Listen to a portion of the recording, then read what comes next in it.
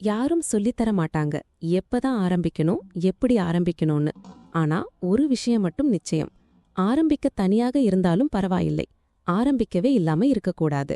என் வீட்டில் இருந்த சின்ன பாத்திரத்தில்தான் நான் முதல் முறையா சமைக்க ஆரம்பிச்சேன்.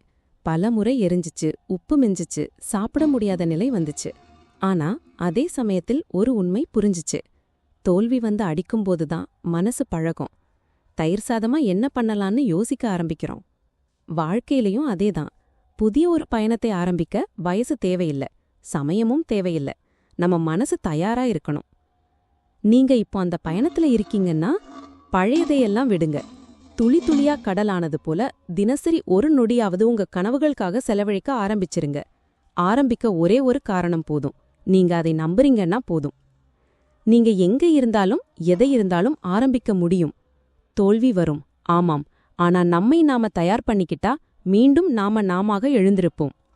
இந்த பயணத்துல உங்களுக்கு என் சார்பான தொடர்ந்த ஆதரவு இருக்கும். ஒரு டிஃபன் கதை தான் இப்போனது, ஆனா உங்கள் வாழ்க்கையின் அடுத்த அத்தியாயமா இருக்கலாம்.